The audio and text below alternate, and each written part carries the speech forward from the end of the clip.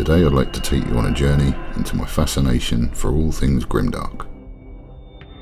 In this video I'll be walking you through my process of painting the Herald of Agony from Bestiarum Miniatures in a grimdark and horrific style. I'll also give an in-depth look at one of many ways to use Villainy Ink's Carrion Crimson. I'm Black Chalice Studio and you are watching the Grimdark Compendium.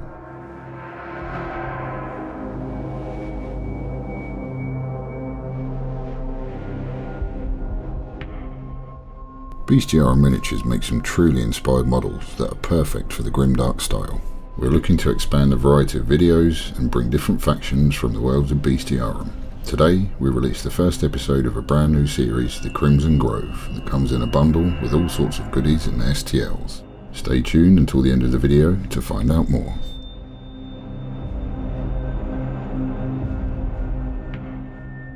With this miniature, I really wanted to push the idea that he's a dark and ancient evil that spent centuries stalking the halls and crypts of an old decrepit dungeon. The first step I take in helping to achieve this look is by adding some texture to the skirt and the cape. I use Vallejo thick mud here. I take it straight from the pot with an old brush, apply it heavily towards the bottom of the skirt and the cape, wipe my brush off, and then quickly feather away the edges, creating a nice smooth transition.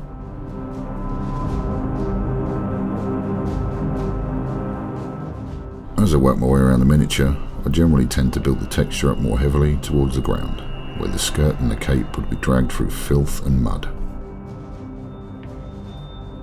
Once this first pass is complete, I'll generally come back with a second more heavy application where I want the really chunky and thick texture to be.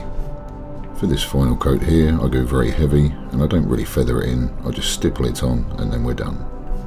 The texture that this produces shows up really well when we use enamel washes during the painting stage. For the final texturing step, I've added AK interactive corrosion texture to the rivets and joints on the metal straps, areas on the crown, anywhere where I really wanted to push a dirty, heavily rusted look. I'll thin this down roughly 1:1 with water and apply it almost like a crevice wash. When the first pass is done, I'll come back with a slightly thicker mix and just reinforce certain areas like the deep recesses.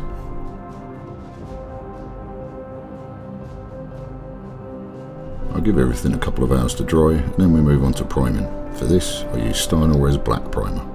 I build this up over 2 to 3 thin coats and allow 15 minutes to dry before moving on. The base colour for the skin is GW Deepkin Flesh. I apply this once again in 2 to 3 thin layers in a zenithal manner through the airbrush. With each successive layer I focus more on the face, the upper chest and the shoulders. The next step here is to filter on GW Caribou Crimson through the airbrush at around 25 psi. I'll build this up on the hands and the stumps of the arms and gradually fade it down towards the elbows so there's a smooth transition. The more successive layers you add, the stronger the saturation will be.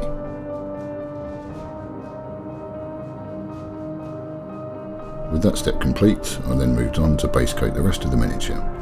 The metals are based out in lead belcher, the gold in scale 75 Necro Gold. The skirt is a 1:1 mix of Abaddon Black and Vallejo Tire Black. The cloak is a 1:1 mix of Storm Vermin Fur and Abaddon Black. And the wooden parts are based with GW Rhinox Hide.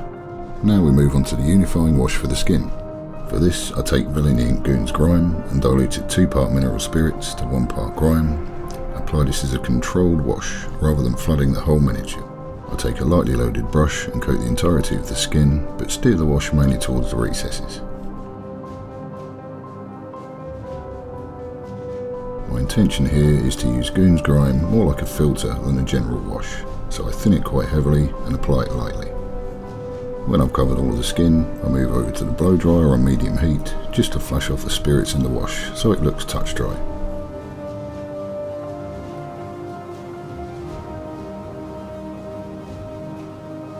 After leaving the miniature for around 10 minutes to dry, I went back in to begin the removal pass using spirits and a Q-tip.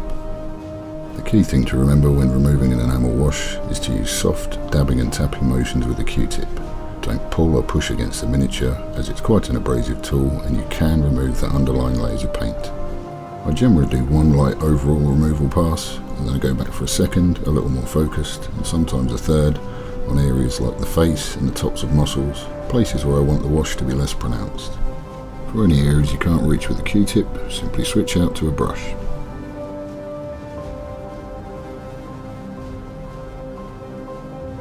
At this point I decided that I wanted to add some extra contrast to the miniature by way of darker shadows. For this I thinned Villainy Ink Ichor of the Damned 1:1 with mineral spirits and applied it almost like a crevice wash, just to areas like the eye sockets, the base of the neck, the armpits and around the metal bands on the chest. When Ichor of the Damned dries, it has a slightly satin sheen. This satin look will help push the effect of surface finish variation. We'll see more on this as we move throughout the painting stages.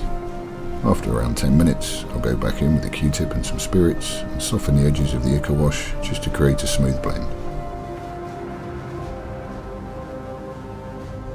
After we get done with this step, this is how we're looking.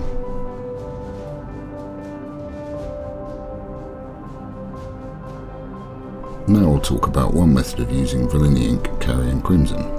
Decanting Carrying Crimson onto a flat palette that's been propped up onto one edge will allow the wash to run down the palette, separating the base, which you'll see at the bottom, from the pigment which remains at the top. The base which is left at the bottom is what gives Carrying Crimson its glossy look. For the following application steps, I'm mainly going to be using the pigment, so I'll take some of this and thin it down roughly 1:1 with mineral spirits.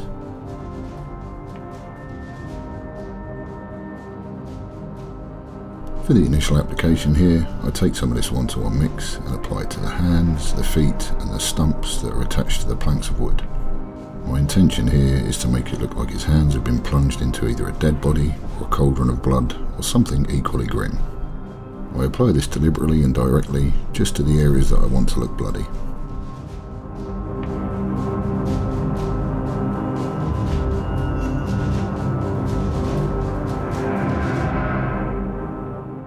I'll slowly work my way around the miniature, applying this to each area in one pass, then I'll go back for a second pass, leaving it slightly thicker, more on the palms and the fingers of the hands. A great tip with Carrying Crimson is if you allow the pigment to dry for a little while, then reactivate it with some spirits, it makes for a wonderful, chunky, coagulated blood style effect.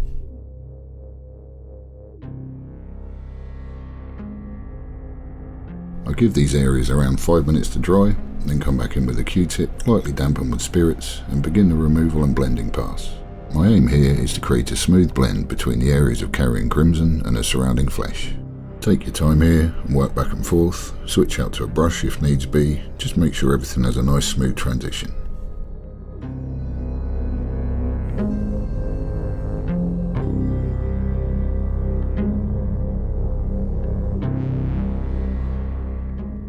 If needs be, you can always go back in with a second application, apply this, feather it out again, and so on until you're happy with the result. Also, by applying small patches of Carrying Crimson, allowing it to dry slightly, and then reactivating it with spirits on a brush, you can create all sorts of effects, like bruised and blotchy skin, scabs and veins. Here I've just taken some of the neat pigment from my palette, stippled it on a little bit, and it gives a more textured and chunky look. I tend to layer Carrying Crimson up over multiple applications, giving a much deeper, more vibrant and saturated finish.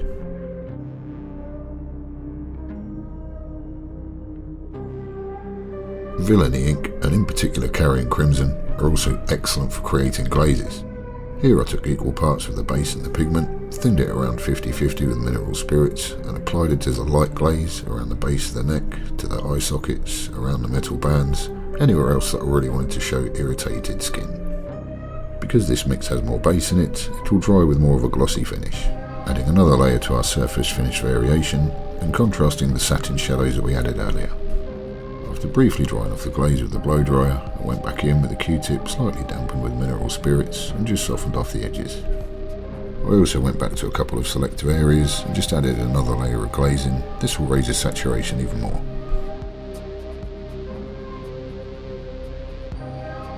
The robe and the skirt are the two areas that I really wanted to push the dirty, grimy look. To start this off, I made a mix of 2 parts Goon's Grime to 1 part Ichor of the Damned, and thinned this roughly 50-50 with mineral spirits. This was applied as a fairly heavy unifying wash. I made sure all of the skirt was covered, but let the wash pool in the recesses and the folds towards the bottom. To achieve a stronger result, Villainy Ink can easily be layered up. I went back to certain areas with a second pass, just to add a bit more dirt. Moving on to the cape, once again I used the same mix as a fairly heavy unifying wash. At the top of the cape around the shoulders, I applied it fairly thinly, almost like a glaze, and let it get heavier the further down we come. For the rope around the waist, I wanted a really grungy look, so I applied neat goon's grime.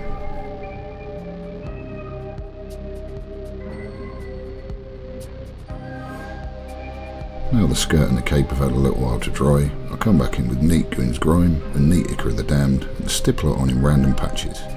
These will blend together with the underlying layer, adding some nice colour variation. The longer an enamel wash is left to dry, the harder it will be to remove and the stronger the effect, so after briefly flashing off the spirits with a blow dryer, I left this around 30 minutes to dry. When it comes to the removal pass for the skirt and the cape, I don't try to take too much off. The main areas I concentrate are towards the top and the raised folds. After a first fairly general removal pass, I then go back in and concentrate a little more on certain areas. You'll notice here that the wash is gathered around the texture added before we prime the miniature, creating lots of little pockets of dirt and filth. For a final pass, and just to clean up certain areas a little more like the shoulders, I switch out to a brush.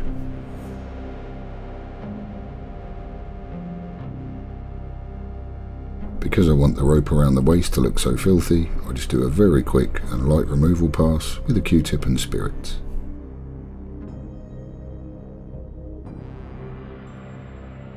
Now we'll move on to the metals. I'll take a 2-to-1 mixture of Ichor of the Damned and goon's grime, thin this down 50-50 with mineral spirits, and apply as a fairly generous wash.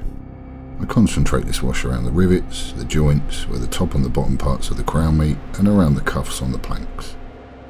Once the first coat's dry, I'll apply a second general overall coat, and then a third, more like a crevice wash, focused around the details. I use this same mixture to cover the wooden planks as well.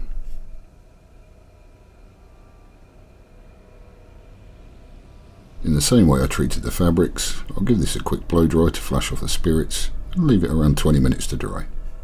Because I want the metals to look old and tarnished, I do a very light pass here, just removing the wash from the raised details.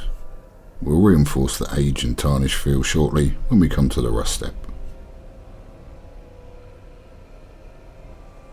I'll take a very similar approach with the wooden planks, just a brush and some spirits, a light removal, and we're good.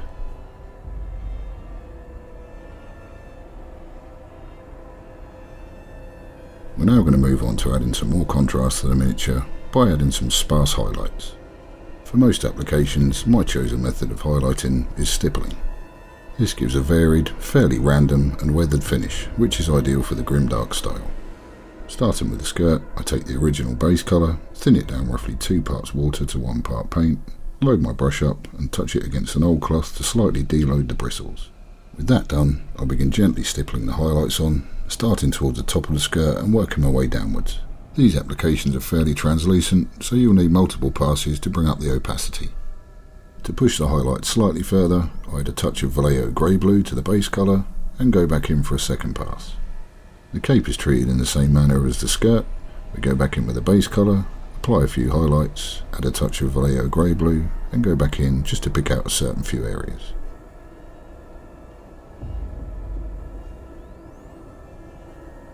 I approach the wood slightly differently. I'll stipple on the initial layer of highlights and then run some long, fine horizontal lines down the length of the planks.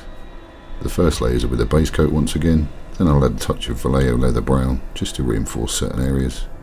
After that I'll add a touch of Vallejo grey blue to the previous mix just to pick out the top points and raised edges. While I still do use stippling for the metal areas, I like to add lots of small dots and lines along leading edges. This helps simulate wear and scratching. We'll begin with the base coat again for the first highlights. I add a touch of Vallejo silver and apply this as small scratches and dots along the leading edges, and then I'll add a touch more silver for a third pass, just picking out the highest points.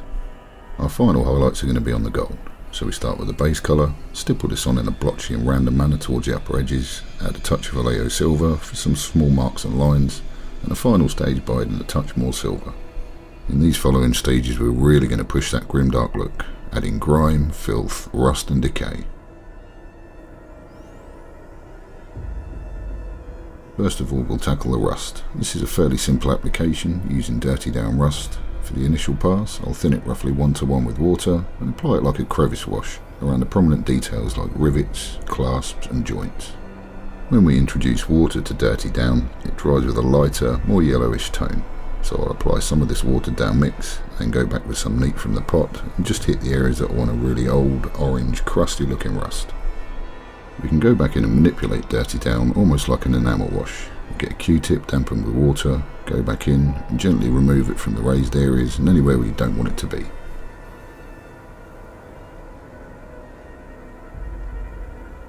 Now we get to really push that filthy and rotten look. For this, we're going to use Decay of Death from Villainy Ink. When Decay of Death dries, it has a really light greeny grey, dusty, almost chalky finish, which is perfect for giving the impression of built up crud and filth. To begin with, I'll take some and thin it roughly 50-50 with mineral spirits, and rather than apply it like a wash, I'll stipple and dab it onto certain areas, focusing more towards the bottom of things. I also apply this to the wooden planks, and I'll go back with a neat application just to reinforce certain areas.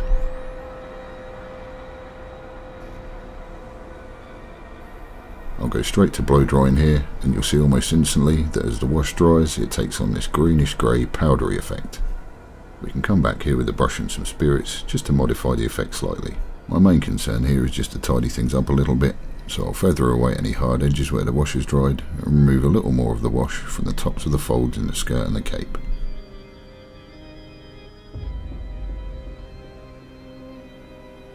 Here you can see the exact effect that Decay of Death gives, that wonderful, crusty, filthy and decrepit look.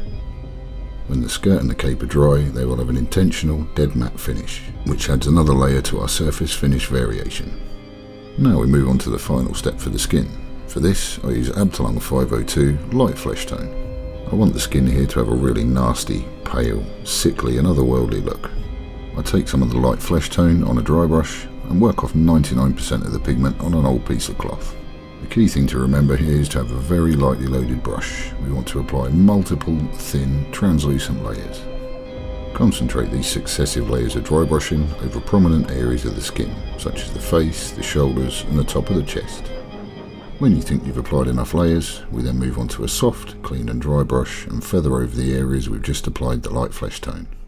This will blend the layers of oil that we've just applied with the surrounding areas, giving an extremely smooth transition.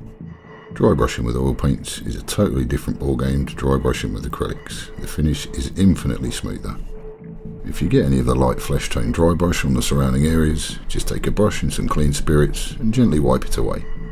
The satin look that comes from using oils on the skin once again adds another layer to our surface finish variation.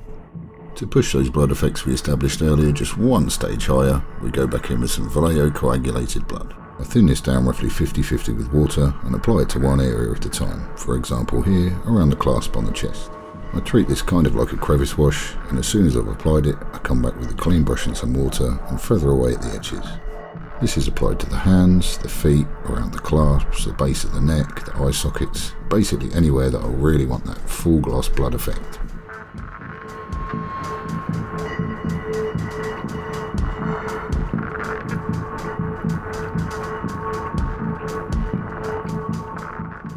There's one more area of visual interest to add. I came in with Abtalung 502 turquoise lights as a crevice wash and applied it to the base of the crown where the silver meets the gold.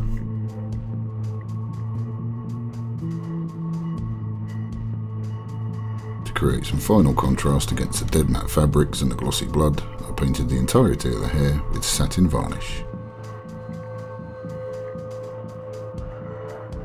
And there we have it. The Herald of Agony from Bestiarum Miniatures, painted in a grimdark, horrific and sinister style. I'd like to thank you all for watching, and I hope you enjoyed the video.